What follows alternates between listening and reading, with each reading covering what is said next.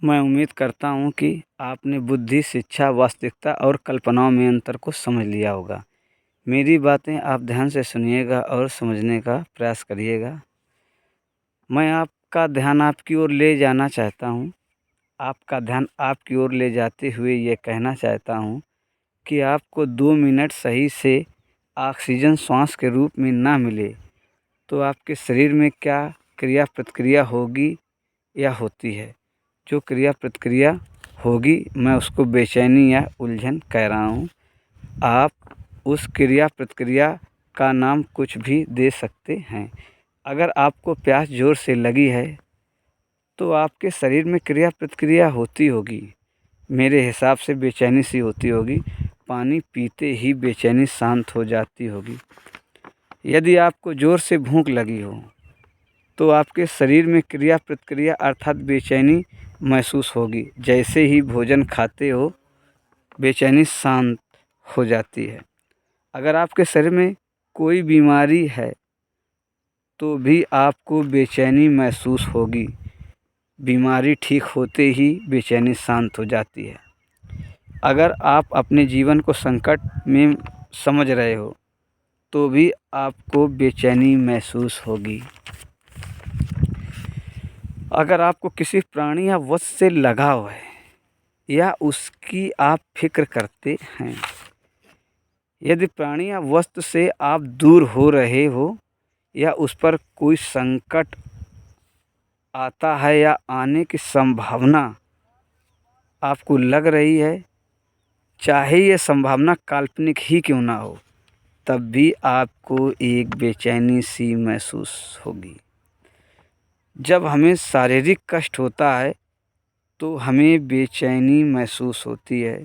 जब हमें मानसिक कष्ट होता है तो भी हमें बेचैनी महसूस होती है। बेचैनी बेचैनी ही होती है, चाहे किसी को पाने की हो या किसी को खोने की। सजीव या निर्जीव वस्तु दोनों में से कोई भी हो सकता है। हम अपने जीवन में बेचैनी ज़रूर महसूस करते हैं, मानो चाहे साधारण हो या असाधारण, कमज़ोर हो या ताकतवर, ज्ञानी हो या अज्ञानी, पैसे वाला हो या गरीब, स्त्री हो या पुरुष, बेचैनी तो महसूस करते हैं, है ना। यहाँ तक कि प्रत्येक प्राणी बेचैनी महसूस करता है और बेचैनी से बचना चाहता है। जीवन पर संकट आते ही प्रत्येक प्राणी बेचैन हो जाता है और बेचैनी को शांत करने का उपाय ढूंढने अर्थात खोजने लगता है। मेरी बातें महसूस करने की कोशिश करिएगा। मेरी एक बात ज़रूर ध्यान में रखिए, मेरी बातें जब तक आपको एहसास में बिल्कुल सही महसूस ना हो, सही ना लगें, तब तक आप मेरी बातें बिल्कुल ना मानें। मानने या ना मानने के लिए आप पूर्ण रूप से स्वतंत्र हैं। अब मैं यह कहना चाहता हूँ कि बेचैनी को हम कई नामों से जानते हैं, जैसे दुख, कष्ट, परेशानी, समस्या, तकलीफ, घबराहट आदि बहुत से नाम हो सकते हैं। मानो अपने एहसास के आधार पर बेचैनी का नाम कुछ भी दे सकता है।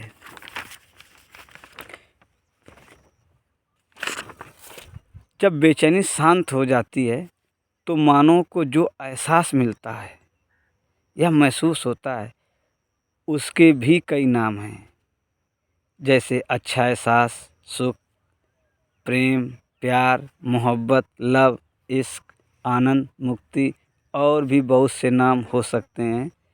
मानव अपने एहसास के आधार पर नाम दे सकता है, देता भी है। प्रत्येक मानव अपने दैनिक जीवन में 2 प्रकार के एहसास महसूस करता है। एक ऐसा एहसास जिसको महसूस करने के बाद उसको दोबारा महसूस नहीं करना चाहता है, यही एहसास दुख है, बुरा एहसास है, कष्ट है, बहुत से नाम हैं। दूसरा एहसास जिसको महसूस करने के बाद उसको बार बार महसूस करना चाहता है, जिससे मानो दूर होना नहीं चाहता है। यही एहसास सुख है, प्यार, प्रेम, आनंद, बहुत से इसके नाम हो सकते हैं और मानो इसको बहुत से नाम देता भी है। मानो जन्म से लेकर मृत्यु के बीच इसी एहसास को पाने और ना पाने में बिता देता है। पूरा जीवन दुख को दूर करने तथा सुख को पाने में लगा देता है। मानो को दुख तो अधिक समय तक मिलता है, पर सुख कम समय के लिए मिलता है। दुख सुख प्रेम घृणा का सिलसिला चलता रहता है। एहसास अर्थात फीलिंग पर मन का प्रभाव पड़ता है, हमारी ज़रूरतों का प्रभाव पड़ता है, हमारी शिक्षा का प्रभाव, हमारी बुद्धि का प्रभाव और हमारी कल्पनाओं का भी प्रभाव एहसास पर पड़ता है, जिसको स्पष्ट करने का प्रयास कर रहा हूँ। आप अपने कुछ समय पहले के जीवन को याद करने की कोशिश करिए।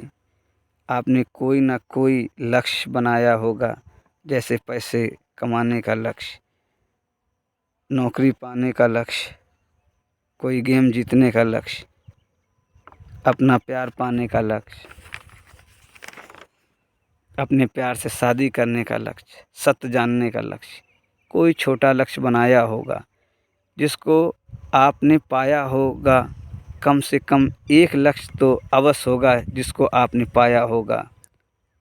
अब थोड़ा याद करने का प्रयास करिए कि जब आप लक्ष्य बना रहे थे तब आपको जो एहसास मिल रहा था, क्या वैसा ही एहसास लक्ष्य पाने के बाद आपको मिल रहा था या मिला था? नहीं मिल रहा है, क्योंकि हम जब लक्ष्य बना रहे थे तब उसमें कल्पनाएं भी शामिल थीं। आप अपने लक्ष्य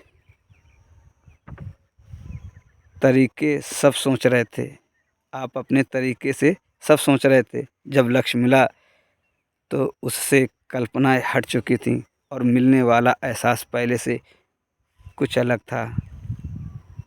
कल्पनाओं में मिलने वाला एहसास और वास्तविकता पर पहुंचने पर मिलने वाला एहसास में थोड़ा अंतर होता है। ये एहसास ही तो है जिसके द्वारा अपने मन और जीवन को समझा जा सकता है। साथ ही साथ इसी एहसास के द्वारा दूसरे के मन और जीवन को भी समझा जा सकता है। बस मायने यह रखता है कि एहसास का पैमाना किसका कितना गहरा और वास्तविकता पर टिका है, या कितना उछला और कल्पनाओं पर टिका है। क्योंकि मन एक बिंदु पर हम सभी का एक जैसा ही होता है।